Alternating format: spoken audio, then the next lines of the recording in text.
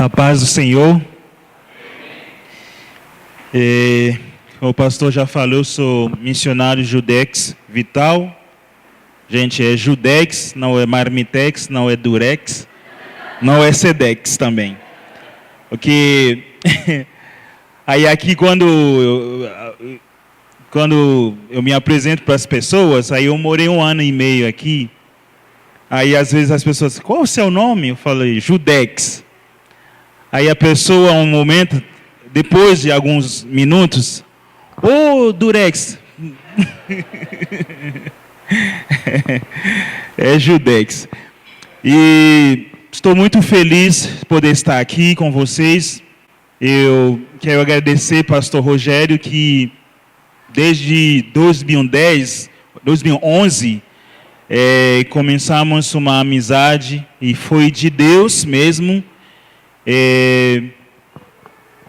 Eu lembrei que ele falou que Deus já tinha me prometido que eu ia viajar, veio para cá no Brasil e viajar em outros lugares do mundo e pregar o Evangelho. Ele foi uma das pessoas que Deus usou para confirmar esse chamado missionário na minha vida. E eu estou muito feliz também em ver vocês aqui. É sempre um privilégio para mim poder falar de Deus e da sua palavra e compartilhando as experiências com vocês. Para quem não sabe, eu estou montando um projeto lá no Haiti, que é uma creche, e é um sonho que Deus colocou no meu coração há muito tempo para fazer. Hoje eu estou vendo que esse sonho está ficando mais verdadeiro, está se concretizando, esse sonho. Mas tudo foi possível graças a vocês que contribuíram, ou você sabendo ou não. Nós recebemos todo mês, faz mais de 1 ano, né, pastor? Mais de 1 ano, uma oferta dessa igreja que tem sido bênção na vida de muitos aí, muitas crianças, muitas viúvas, né? E famílias. Só para você saber, eu gosto de constar testemunho, para você ver que isso pode ser, quando você contribui. Tem uma família, uma mãe que decidiu doar sua criança. Eu contei um testemunho, isso é outra coisa, eu estou falando de uma outra coisa. Uma família de 4 filhos, aí a mãe não tinha nada, o pai perdeu emprego, não tinha como recomeçar. Aí ela pensou um dia, ela tinha um neném, ela tinha ido doar por alguém que quer. Aí ela dormiu, num sonho, ela viu que uma pessoa vem falar com ela, fala, não, você não vai fazer isso não. Eu tenho uma pessoa que vai te ajudar. E o nome dele é Judex. Não dá o seu filho. Você não vai fazer isso. Aí um dia, sem saber dessa história, eu fui visitar a casa dela, porque é uma pessoa da comunidade. Ela me conhecia, mas a gente não era muito próximo. Aí eu fui na casa dela e o marido estava lá. Aí eu comecei a perguntar, né, como você está, como estão as coisas e tal. E ela começou a falar. E falou que o marido perdeu o emprego. Aí eu perguntando, porque quando eu visito as pessoas, sem perceber, eu sempre estou observando como está a casa. Porque as crianças são a expressão da casa.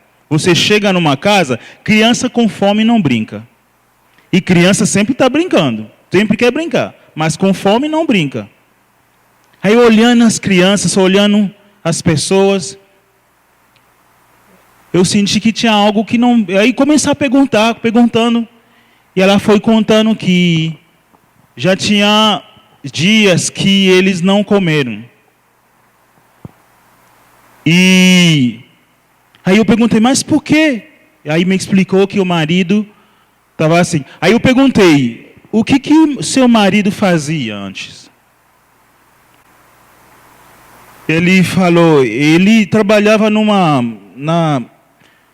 porto, onde que tem os navios, mas aqui foi demitido. Eu falei, mas ele não sabe fazer outras coisas? Ele falou que meu marido também, ele é pescador. Aí eu chamei ele, eu comecei a perguntar para ele, como que é o negócio de pesca? Quanto você precisaria para fazer um rede e para começar?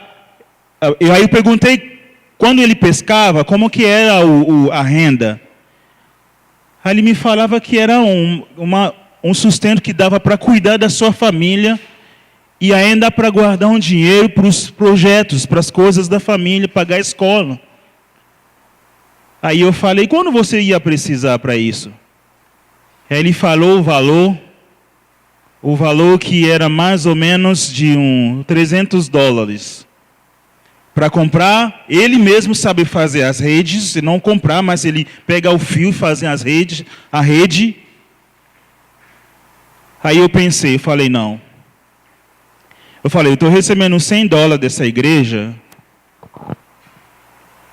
Eu tenho alguns irmãos que eu conheço, se eu falo disso, eles vão contribuir. Aí eu consegui juntar os $300. Aí eu dei para ele, no mesmo dia ele foi para o centro, compra todos os materiais que ele precisa e começar a montar a rede. Aí quando dei o dinheiro para ele, aí a minha esposa me chamou e falou, Deus já tinha falado isso para mim. Você viu que o meu filho eu ia doar. Mas Deus falou, não faça isso. Aí hoje, antes de vir para cá, essa família me convidou para jantar. Aí quando eu cheguei lá, tinha uma pedação de peixe na mesa. Aí eu comi, pela primeira vez eu comi tanto peixe da minha vida. E restaurando essa família, a alegria dessa família. Então eu falo isso porque o reino de Deus é isso, gente. Hoje Deus colocou aí uma palavra no meu coração falando sobre o reino dele. Eu vendo aqui, eu falei, Deus, sobre o que eu sei, o que eu falo hoje, esta manhã. E o Senhor falou, fala sobre o reino, porque muitas pessoas não entendem o que é o reino de Deus. Muitas pessoas não têm noção do que é o reino de Deus. Primeiramente, nós vamos abrir a nossa Bíblia em Mateus.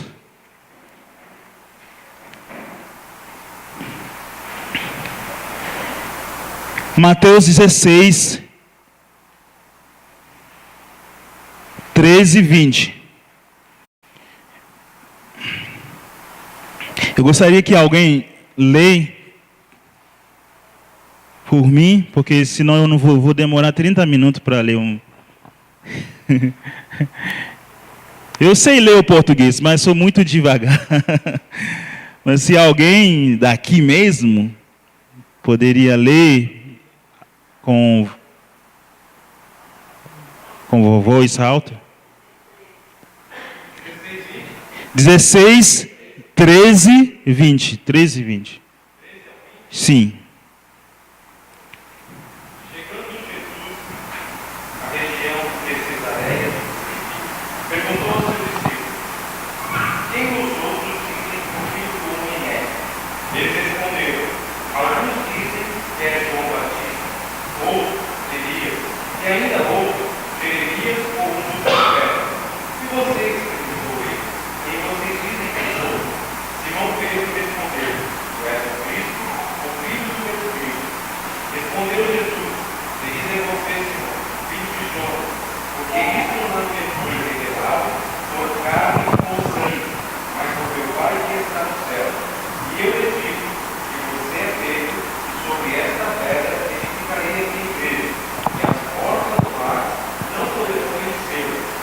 Eu lhe darei as chaves do reino dos céus. O que você ligar na terra terá sido ligado no céu, e o que você desligar na terra terá sido desligado no céu. Então nós devemos que não constasse ninguém que ele é Cristo. Amém. Nós lemos uma história aqui que fala de que Jesus perguntaram para os discípulos sobre a sua identidade, sobre quem ele era. E você sabe que a identidade de uma pessoa, quando é a missão de uma pessoa, é ligado à sua identidade. Se você conhece bem uma pessoa, você sabe o que ele ele pode fazer.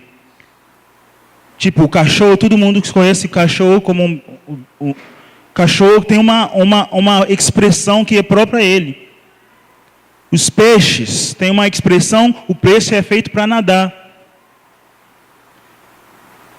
O cachorro é feito para latir, para ser amigo das pessoas e para vigiar, para proteger a casa. E um monte de coisas que nós conhecemos, sabendo que tal coisa tem a sua própria característica, identidade, o que identifica a pessoa. E conhecendo Jesus é o que é mais importante para nós que somos a igreja de Jesus, porque na época de Jesus Cristo, muitas pessoas não conhecem quem ele era. E era tão importante que Jesus perguntava para os discípulos, para ver o que eles pensam também. Primeiramente, ele perguntou para os discípulos, falando, o que eles dizem que eu sou? Que o Filho do Homem é? Aí os discípulos começaram a responder, alguns dizem que você é Jeremias, outros dizem que você é um dos profetas, você é João Batista. Aí Jesus olhando para eles, dizendo, e vocês? O que vocês acham? O que vocês dizem que eu sou? Aí Pedro levantou e falou, tu és o Cristo, o Filho de Deus vivo. E Cristo falou, Pedro, tu és feliz. E hoje é necessário nós conhecermos o nosso Senhor Jesus Cristo, porque a nossa compreensão do nosso Senhor Jesus Cristo é que vai determinar a nossa forma de servir a Ele, de entender a sua missão e de nós colaborarmos junto com Ele. Porque você não pode seguir uma pessoa que você não conhece. E se você tem um entendimento errado de uma pessoa, aí você vai passar a sua vida seguindo um objetivo que nem existe.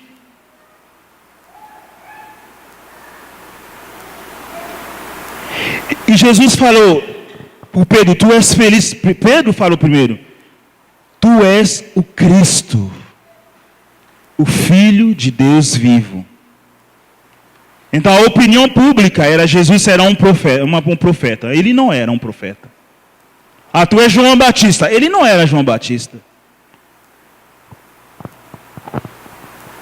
Tu és Jeremias. Ele não era Jeremias. Isso é a opinião pública. E hoje existe a opinião pública sobre Jesus Cristo. Mas nós que somos discípulos de Jesus Cristo, Ele quer que nós entendamos, que nós conhecemos a Ele, a sua verdadeira identidade.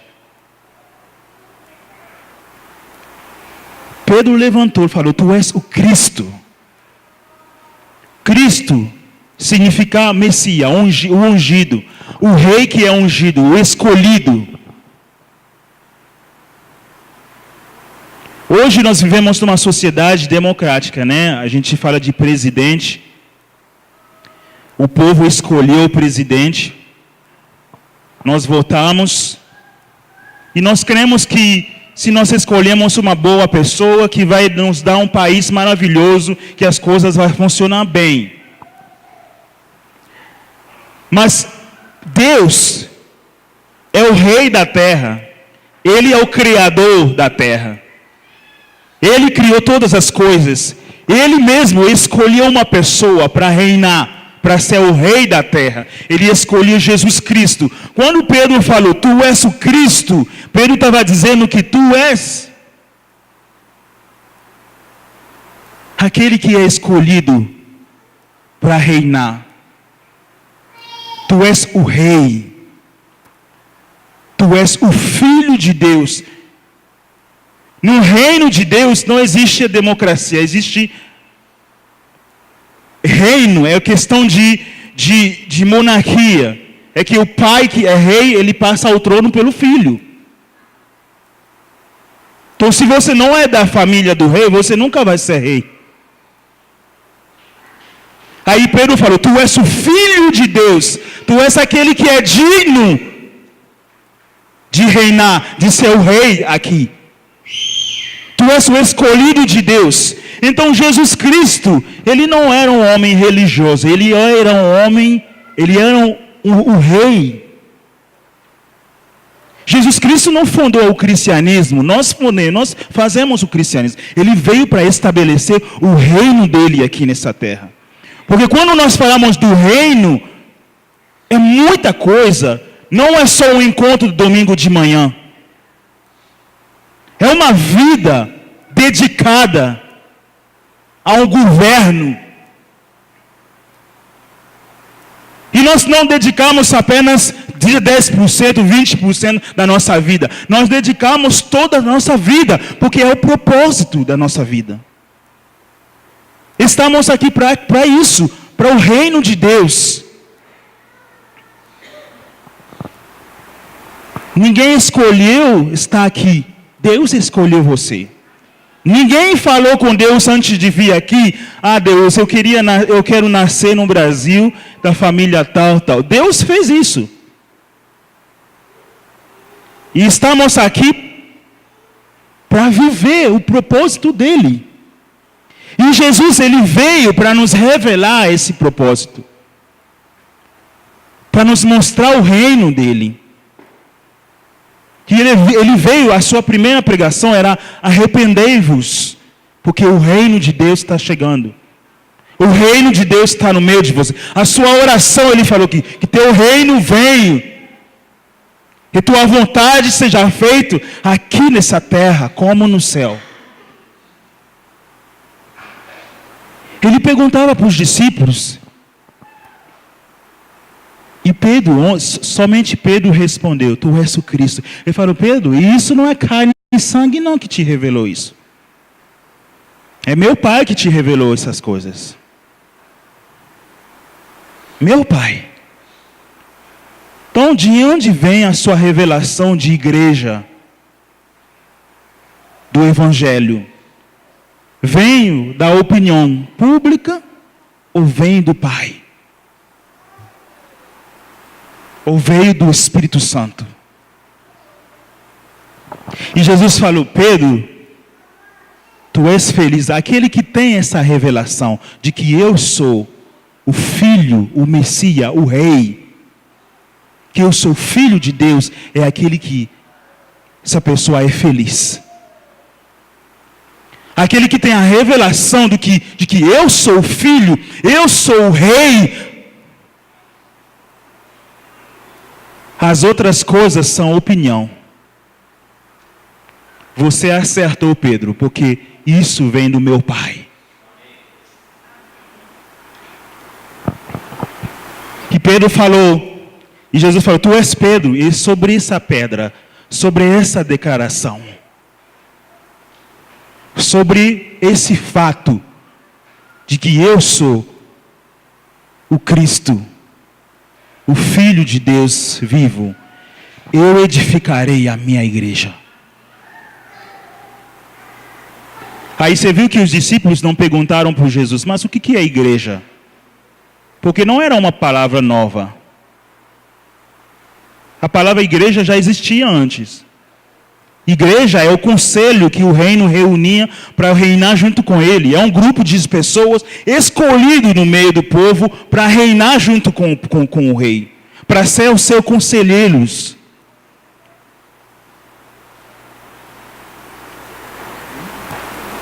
Aí os discípulos entenderam bem o que Jesus quer dizer quando ele falou que a minha igreja, porque os reis na época dos reis, os reis sempre têm uma igreja.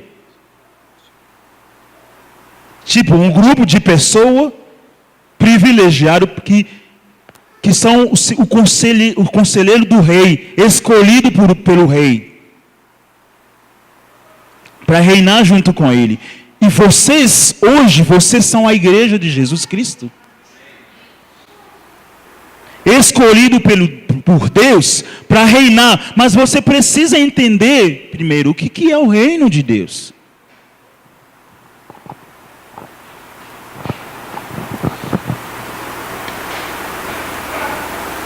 Igreja não é uma religião. Igreja é o reino de Deus. Igreja é a manifestação do céu na terra.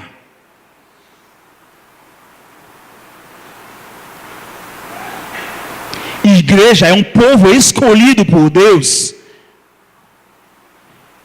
para manifestar o céu na terra, para que a vontade de Deus seja feita aqui nessa terra, como no céu. E o reino de Deus, diz em Romanos, que não é o comer e beber. O reino é paz, justiça e alegria no Espírito Santo. Paz, justiça e alegria. Essas três coisas que são as principais coisas do reino de Deus. Paz, justiça e alegria. Então a igreja de Jesus Cristo está aqui para que a justiça seja feita, para que tenha a paz, para que tenha a alegria. Mas não é um reino igual os outros reinos. Jesus foi bem claro, porque os outros reinos são dominados pelo Satanás. O Satanás faz o que ele quiser nesses reinos. O reino de Deus, ele falou que as portas do inferno não prevalecem sobre a minha igreja. Então a sua inspiração não verá do diabo, do inferno. As suas ações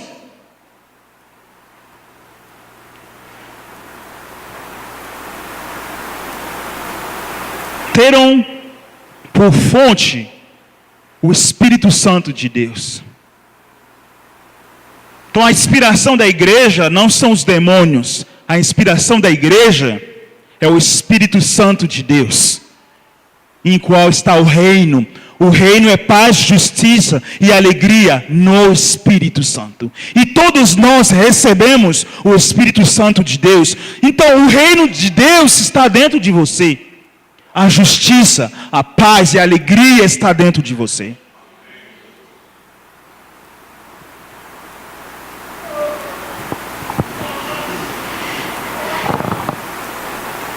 E como se manifesta esse reino? É que Deus nos deu o Espírito Santo, que nos dá talentos, dons,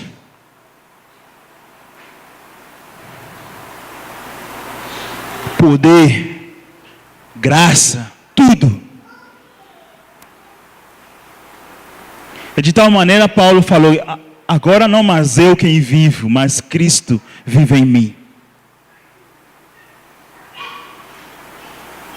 Agora não é mais você já foi crucificado com Cristo. Aquela pessoa que você era antes, você não é mais essa pessoa. Mas você pode estar dizendo: mas eu cometo erro, às vezes eu fiz as coisas que eu fazia antes, mas eu não sou perfeito.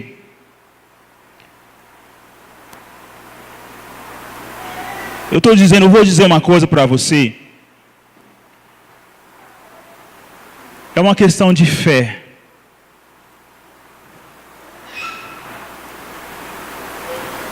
Paulo não era um homem perfeito, mas Paulo tinha fé.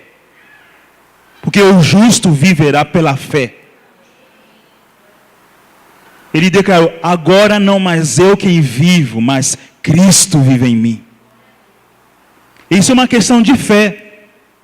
Isso não é ação primeiro, isso é fé. Mas se você crê nisso, você vai conhecer aquela pessoa que veio viver no seu lugar. Nova criatura.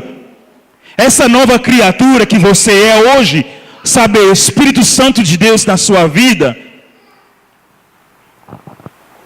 E você vai começar a pensar. Falou, peraí, Cristo vive em mim?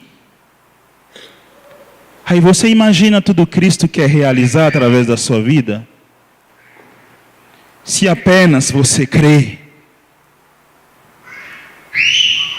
Se apenas você dizer, você aceita, você crê que Ele é a sua vida. Porque viver é Cristo. E Ele está na sua vida. Ele quer mostrar. Ele quer aparecer.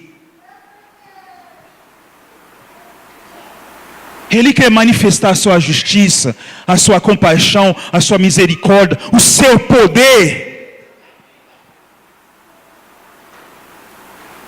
a sua graça, o seu amor. Ele quer quando as pessoas olham para você e falam que eu achava Cristo tinha morrido 2000 anos, mas ainda está vivo. Quando nós falamos que Ele está vivo, é isso que nós dizemos. Aí a pessoa na época de Jesus matou Ele achando que acabou com Ele. Aí em vez de morrer, Ele multiplicou. E hoje somos a prova de que Ele está vivo.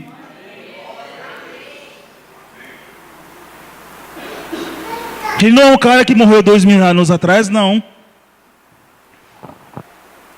Ele está vivo e vocês são a prova. E agora?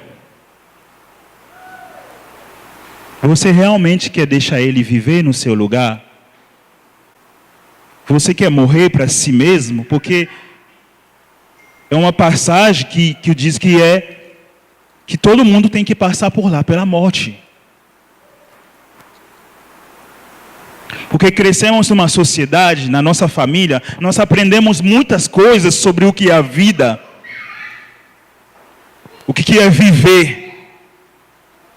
Nós fomos ensinados numa sociedade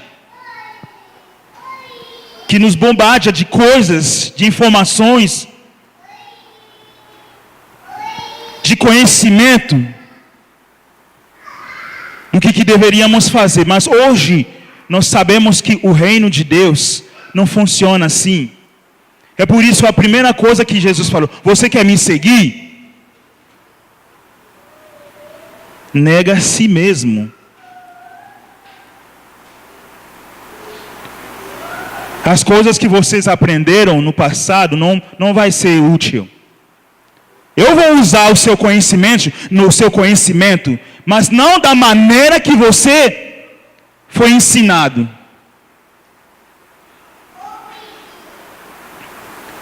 Eu vou usar a sua capacidade, mas não da maneira que você pensava. Porque agora você faz parte de um reino, e o reino tem os princípios. Ele fala para o Pedro: eu te dei as chaves do reino. Chaves a gente usa para abrir as portas. São princípios que vão abrir as portas.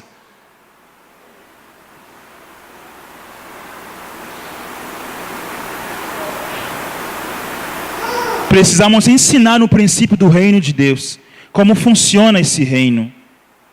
Porque isso era a mensagem de Jesus Cristo, isso era a mensagem dos discípulos. Precisamos conhecer. E Deus sabe que o problema da humanidade é o reino. E nós nascemos com isso dentro de nós. É por isso que todo ano, todos 5 anos ou 4 anos, nós investimos nos governos. Porque nós queremos que, se temos um governo maravilhoso, aí o país vai ficar bom. E mesmo sendo decepcionado, nós estamos prontos para votar de novo. Porque nós cremos que vai acontecer algo, vai chegar um cara no poder que vai revolucionar o país. E Deus sabe que o problema da humanidade é um problema de política. Ele veio com a solução. O reino. E Ele estabeleceu Jesus Cristo como rei. Só que o reino de Deus não é um reino visível. E não é da terra também. Não é uma coisa que foi elaborada pelo pensamento humano, não.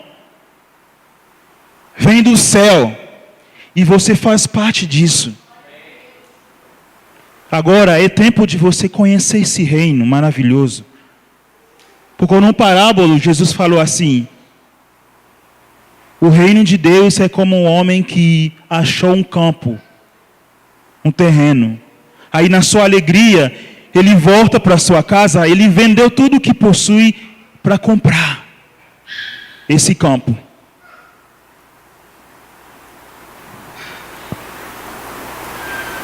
Não é importante conhecer esse reino? Porque você, conhecendo esse reino, você descobre o propósito da sua vida. Nada tem mais importante do que isso, é um tesouro.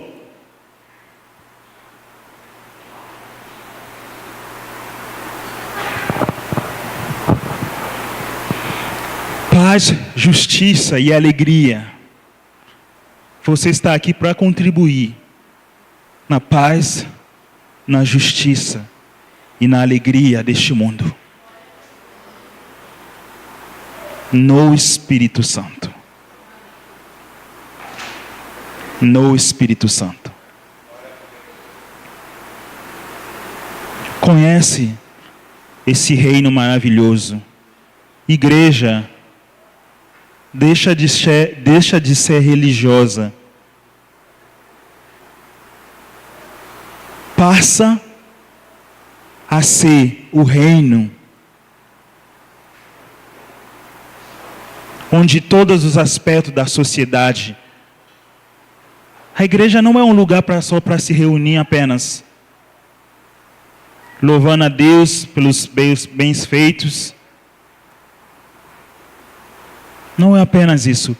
Igreja, ele participa em todos os aspectos da sociedade. Quando a gente fala do reino, a gente vê é a vida. No seu trabalho, na sua escola, na sua clínica, onde você estiver, é o reino de Deus. E a motivação do seu coração é o propósito da sua vida. Hoje nós não temos muito tempo para falar muito do reino de Deus, para entrar em detalhes, mas eu creio que a partir de hoje, pesquise.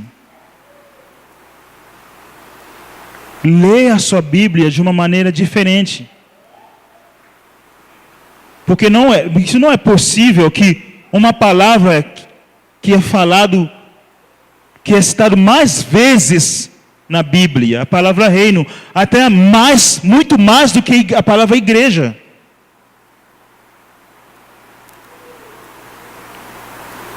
Muito mais do que a palavra igreja. É necessário que nós conhecemos isso. Porque Jesus veio para estabelecer o seu reino. E até na maneira que ele ensinou os discípulos a orar, falou: ora assim, Pai nosso que está no céu, santificado seja teu nome. Que teu reino vem. Existe o reino do céu. Agora o propósito de Deus é que esse reino seja visível aqui, nessa terra. E você tem esse privilégio de fazer isso, de mostrar a justiça de Deus, de manifestar a glória dele aqui nessa terra, de manifestar o amor dele.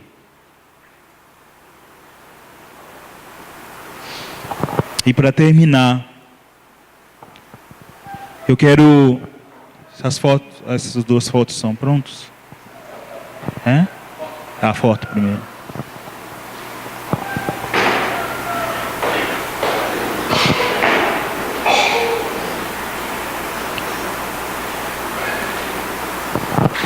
Aqui está a Danaele quando estava no hospital. Essa criança, que para quem participou na reunião da última vez, aqui nessa igreja, eu encontrei ela numa casa com a mãe. Ela estava doente. Eu fui visitar a casa da mãe junto com uma irmã. Aí chegamos lá na comunidade e ela estava lá deitada no chão, sujo, doentes, porque a população não tem, a gente fala de, como se chama isso? Saneamento básico. Não tem isso na comunidade. Não tem esgoto, não tem essas coisas. A população, eles vivem lá no morro. E a fonte de abastecimento, a água que eles bebem, está debaixo do morro. Aí em cima do morro tem as fossas, né? Onde eles fazem as suas necessidades. E debaixo tem a água.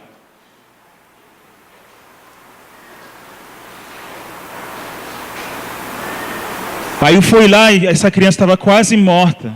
Quase morta. Depois que levamos ela para o hospital, estava com pneumonia, estava com infecção vaginal, uma criança de 8 meses, estava com anemia, caso de desnutrição severa, pneumonia. Aí chegando no hospital, já foi para o UTI. Ela ficou 22 dias recebendo cuidado.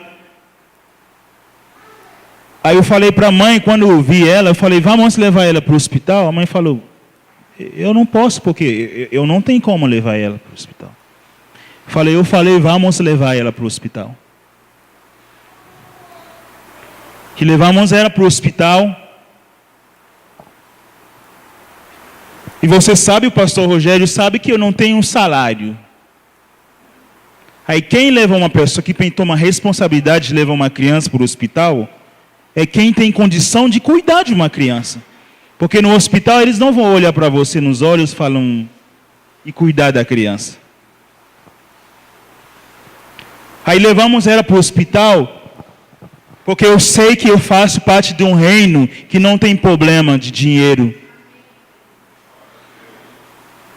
Eu sei que uma vida é muito mais importante que o mundo. E se for necessário, Deus moveria o mundo inteiro em favor dessa criança. É isso que ele fez mesmo. Eu comecei a receber ligação. A partir do momento que eu peguei essa criança levando para o hospital, aí o pastor Rogério mandou uma mensagem no WhatsApp. Falou, ô Judex, eu depositei aquela oferta. Aí o outro irmão me ligou.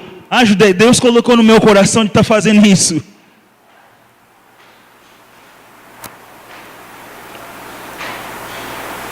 Ela ficou 22 dias internado lá.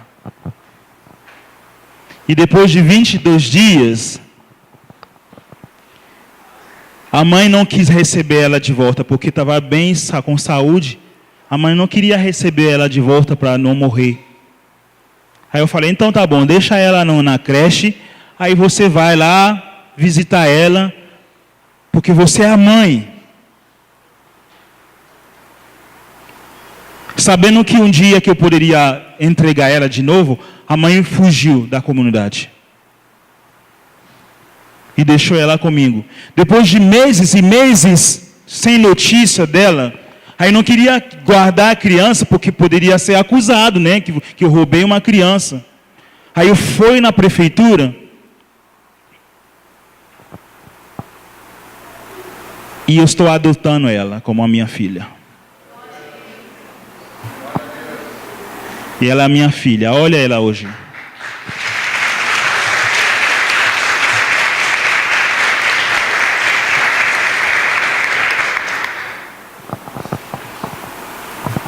E hoje, temos esse privilégio de estar investindo na vida dos outros. O nosso dom, os nossos talentos, a nossa vida, porque Jesus, Ele deu a sua vida por nós. Tem um versículo que todo mundo conhece, João 3,16. Até eu conheço em português. Nem fala na minha língua que crioulo e francês. Eu conheço esse versículo desde criança. Mas eu falei que não é uma...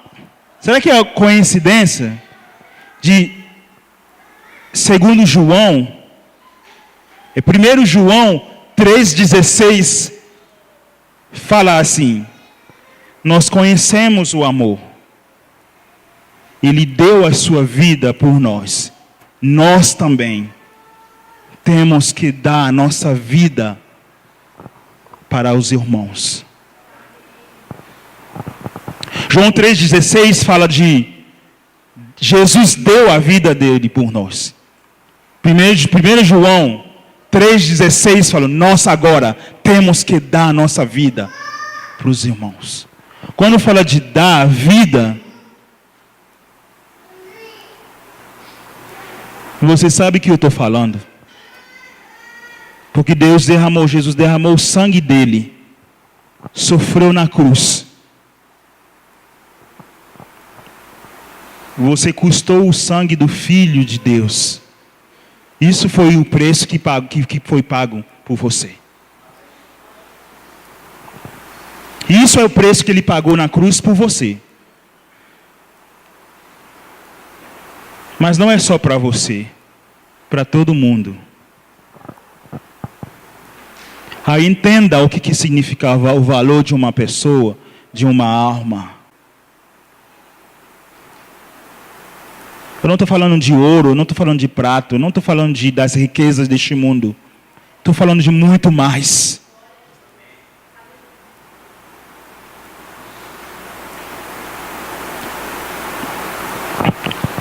Você ama a Deus? Você ama o reino de Deus?